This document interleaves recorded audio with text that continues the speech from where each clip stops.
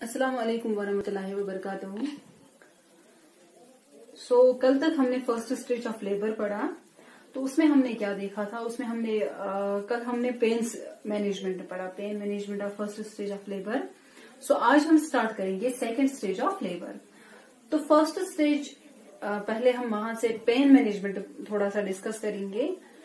इससे पहले हम सेकंड स्टेज स्टार्ट करेंगे। पहले हम फर्स्ट स्टेज के पेन मैनेजमेंट पढ़ेंगे फिर से एक बार। उसमें हमने क्या देखा था, कल हमने पढ़ा था उसमें पेन मैनेजमेंट में पहले evolution of degree of pain. तो सेकंड हमने पढ़ा था उसमें non pharmacological approaches to relieve pain. And third हम जो पढ़ने वाले हैं वो है इफेक्टिव पेन रिलीफ टेक्निक्स। ये हमने पढ़ा। इसमें हमने पढ़ा था massage, counter pressure, hydrotherapy, cold and heat therapy, breathing patterns etcetera. तो आज हम स्टार्ट करेंगे सेकेंड स्टेज ऑफ लेबर से। Second stage of labour it's also called as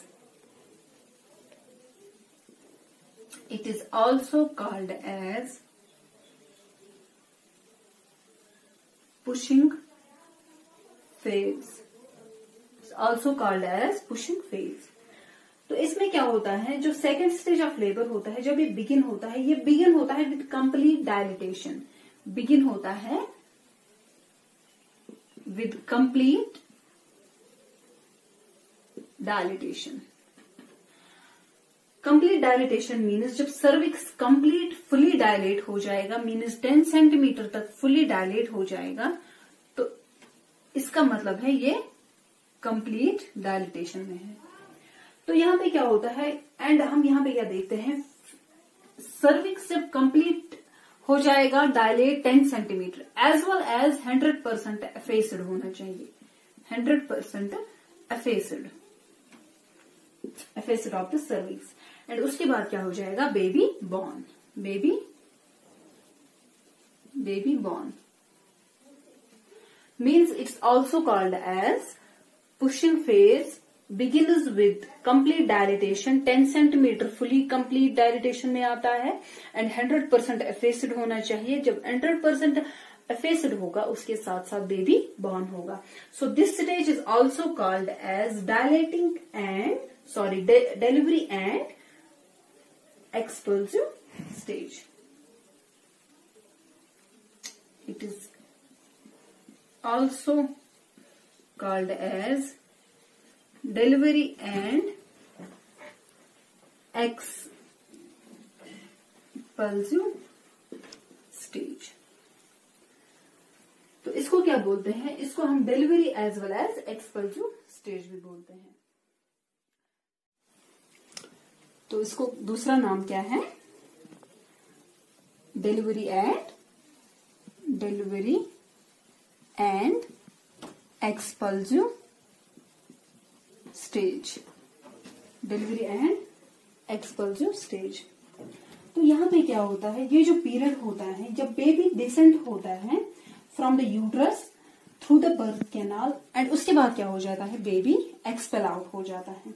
baby जो है वो ये एक पीरियड है जहां से बेबी डिसेंट हो जाएगा, जो फीटस है वो डिसेंट हो जाएगा। जब डिसेंट होने के साथ साथ वो descent from the uterus, उसके बाद क्या हो जाएगा, थ्रू वया बर्थ कैनाल। तो उसके बाद एंड इज एक्सपेल्ड आउट, तो वो फिर बाहर आएगा। तो ये जब बेबी जो है वो डिसेंट हो जाएगा from the uterus through birth canal, उसके बाद वो एक्सपेल आउट हो जाएगा थ्रू द बर्थ कैनाल। तो यहाँ पे क्या हम देखेंगे, जो प्राइमरी ग्रेविडा है, जो प्राइमरी यानी कि वो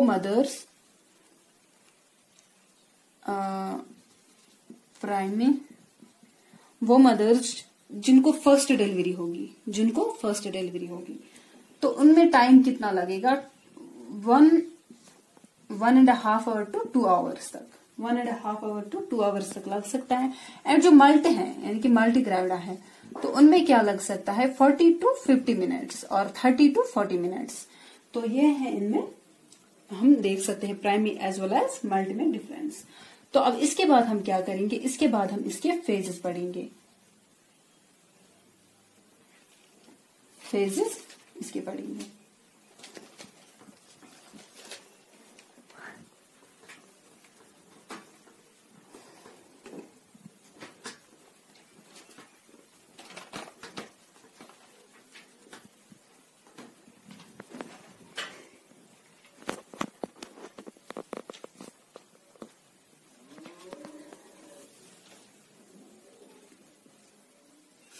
phases,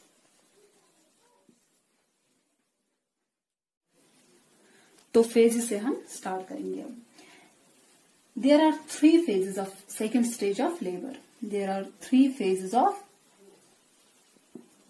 second stage of labour. तो वो क्या क्या है? First is latent phase, second is active और decent phase, and third is transition phase। तो फर्स्ट फेज जो है वो है लेटेंट फेज, और सेकंड फेज जो है वो है active phase, and third phase जो है वो है ट्रांजिशन फेज। तो अब फर्स्ट हम स्टार्ट करेंगे लेटेंट फेज से।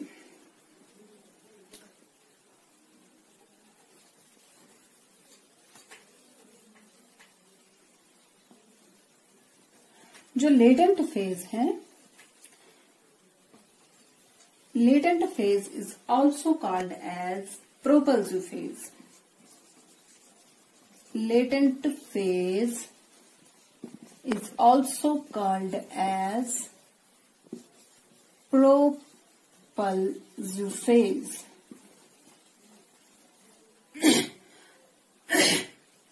ये जो लेटेंट फेज है इसको हम प्रोपल्सिव फेज भी बोल सकते हैं।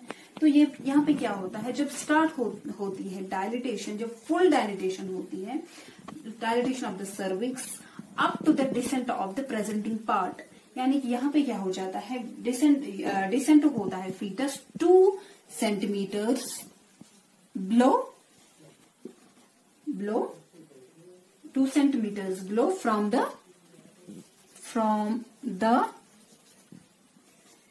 OS, यानी कि सर्विकल कैनाल टू द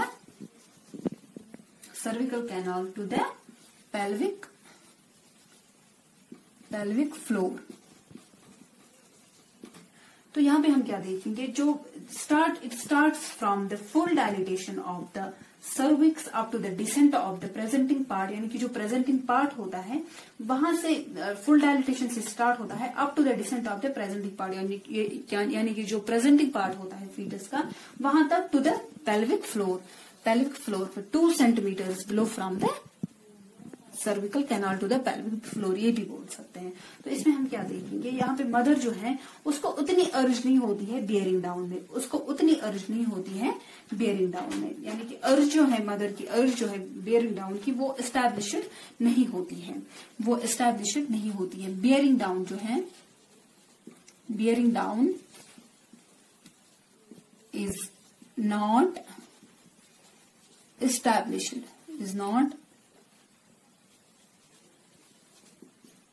तो मदर को अर्ज नहीं होती है यहाँ पे पुशन की। तो हम बियरिंग डाउन क्या बोलेंगे, exert downwards pressure in order to push the baby.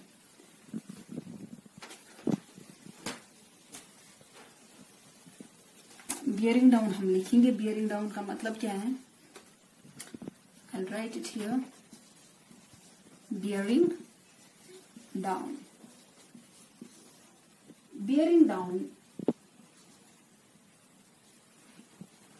exerts downwards pressure